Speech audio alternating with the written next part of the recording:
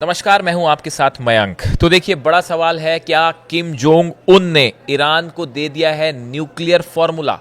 जब हम न्यूक्लियर फॉर्मूले की बात कर रहे हैं तो हमारा कहने का मतलब है कि क्या न्यूक्लियर पॉलिसी होनी चाहिए, ईरान को न्यूक्लियर पॉलिसी को लेकर क्या अब ट्रिक्स आगे करनी चाहिए, क्या स्टैंड लेना चाहिए, क्या अब ये नॉर्थ कोरिया की सलाह पर ईरान आगे बढ़ेगा, क्या नॉर्थ कोरिया के नक्शे कदम पर ईरान अब आगे बढ़ने जा रहा है। देखिए, ये जो 12 दिन का युद्ध हुआ, इसके बाद ईरान ने तेजी से अपना न्यूक्लियर प्रोग्राम आगे बढ़ा दिया है।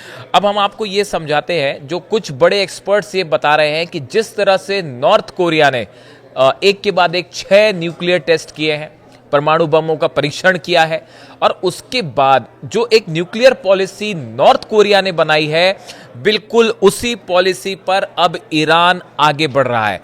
कैसे, ये समझने की जरूरत है।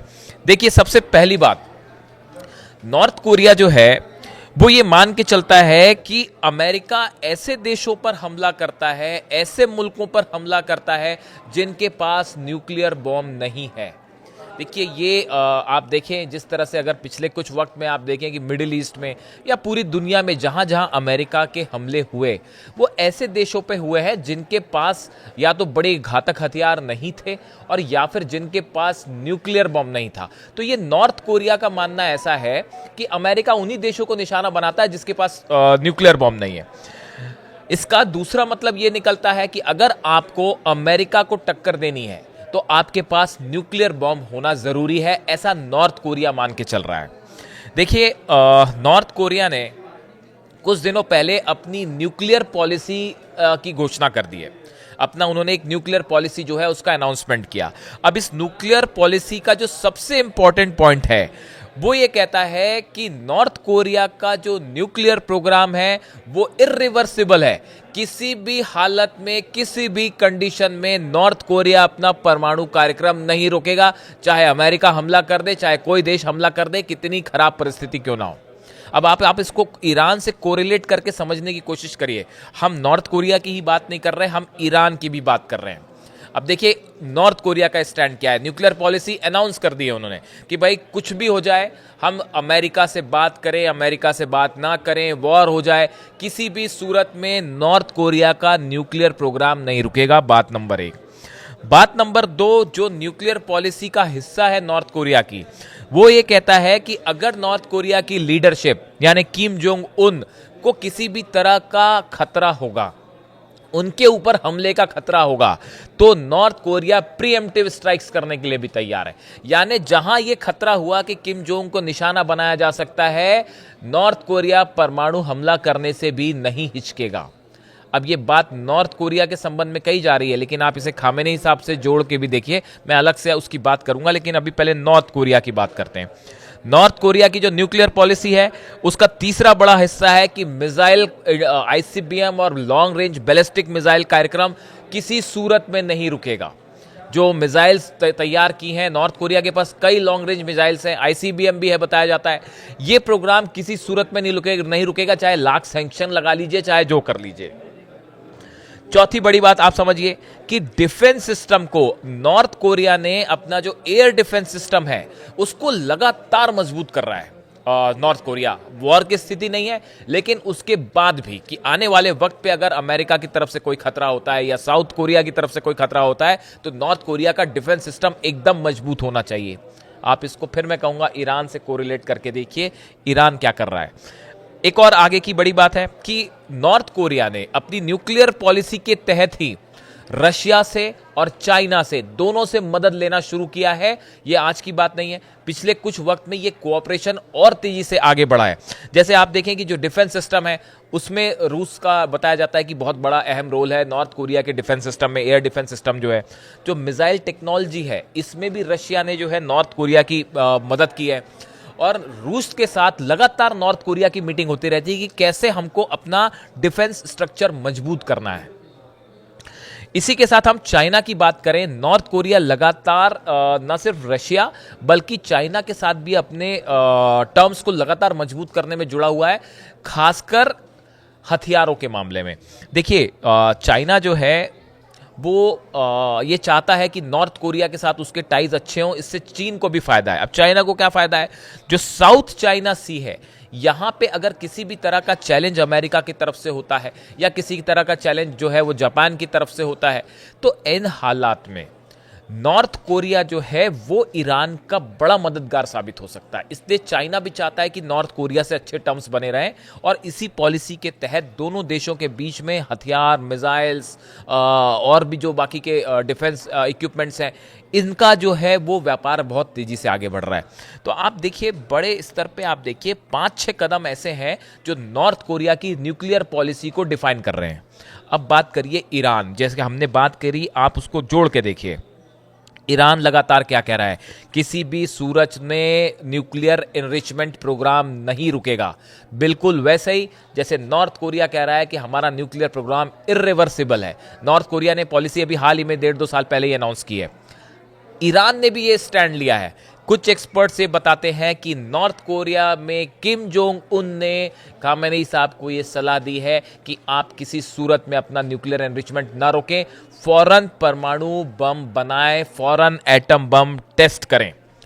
यही पॉलिसी नॉर्थ कोरिया की है, जिस पे चल के उसने 6 टेस्ट किए, और यही सलाह अब नॉर्थ कोरिया की तरफ से ईरान को दी गई है कि आप चाहे वेस्ट से कितनी बात करिए, फ्रांस से, ब्रिटेन से, जर्मनी से जो बात हो जाए आपकी, अमेरिका से बात हो ना हो, सैंक्शंस लगे ना लगे, लेकिन फौरन एटम बम बनाइए, उसका परीक्षण करिए, वरना आपके ऊपर फिर से हमला हो सकता है। अगर ईरान के पास एटम बम आ जाता है तो अमेरिका हमला नहीं कर पाएगा। ये नॉर्थ कोरिया की पॉलिसी है। नॉर्थ कोरिया इस पे विश्वास करके चलता है।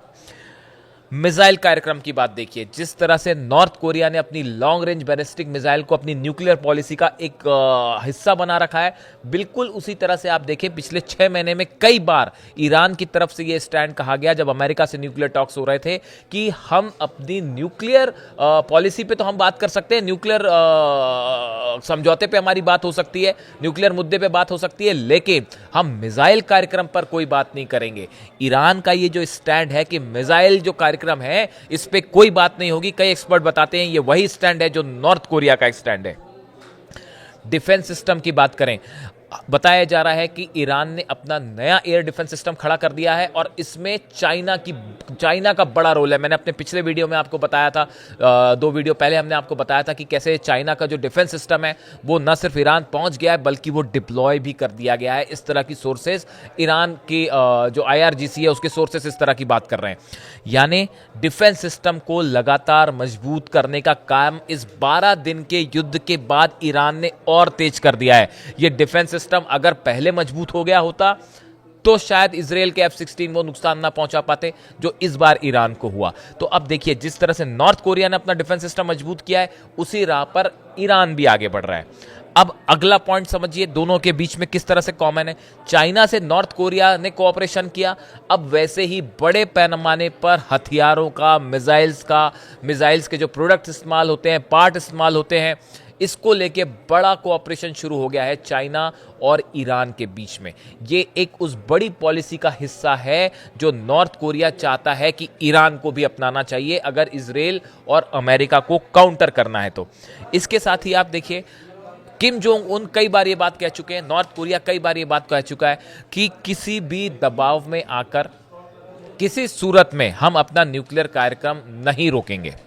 ईरान की तरफ से अब क्या बात कही गई? अब्बास अराक्ची साहब का बयान आया कि हमारा जो न्यूक्लियर प्रोग्राम है, हमारे कई वैज्ञानिकों की इसके लिए शहादत हुई है, कई वैज्ञानिकों का इसमें बड़ा योगदान रहा है, उनकी मेहनत रही है, हम किसी हालत में उनकी मेहनत ज़ाया नहीं जाने देंगे और हम अपना nuclear programme enrichment, peaceful enrichment हम बिल्कुल नहीं रोकेंगे। ये वही स्टैंड है, एक्सपर्ट्स बताते हैं, जो नॉर्थ कोरिया का है।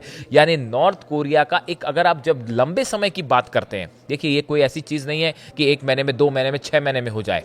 जब आप लॉन्ग टर्म की बात करते हैं, आपके सामने अगर एक ऐसा कंपोनेंट खड़ा है जो मजबूत देश है अमेरिका जैसा, या इजराइल को आपको टक्कर देना है, इन हालात में आप एक विजन के साथ चलते हैं।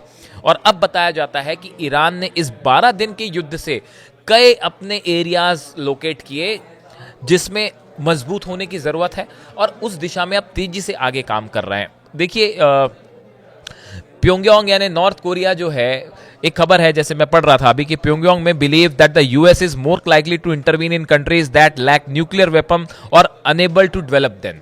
जो मैंने पहले कहा ये बात को, कि नॉर्थ कोरिया इस बात को मान के चल चुका है कि अमेरिका उन्हीं देशों को हथियार निशाना बनाएगा जिसके पास या तो वेपन्स ऑफ मास डिस्ट्रक्शन नहीं है या जिसके पास खासकर न्यूक्लियर वेपन नहीं है। तो न्यूक्लियर वेपन को एक डिटरेंट की तरह इस्तेमाल करने के लिए बहुत जरूरी है कि ईरान फौरन न्यूक्लियर टेस्ट करे, ऐसा किम जोंग उन का मानना है। देखिए, हाल ही में एक बड़ी बैठक हुई, रूस के राष्ट्रपति जो है, रूस के विदेश मंत्री लावरोव जो है, वो नॉर्थ कोरिया जाते हैं, उनकी किम जोंग उनसे मुलाकात होती है। उसके बाद वो चाइना आते हैं, चाइना के विदेश मंत्री से मुलाकात होती है। अब्बास अराक्ची साहब की भी चाइना और रशिया के विदेश मंत्री से। और अभी बताया जा रहा है कि हाल ही में 3 दिन पहले एक बड़ी बैठक हुई है, जो यूरोप के साथ बातचीत शुरू हुई है ईरान की न्यूक्लियर डील को लेकर, जर्मनी, फ्रांस और ब्रिटेन के साथ, जो कल उसका पहला दौर की बातचीत थी। इसके 3 दिन पहले एक बड़ी बैठक हुई चाइना, रशिया और ईरान की, जिसमें इस बात को तय कर लिया गया कि न्यूक्लियर डील को लेके ईरान का क्या स्टैंड रहेगा, और यह भी तय हो गया है कि कैसे रशिया और चाइना उसको बैक करेंगे।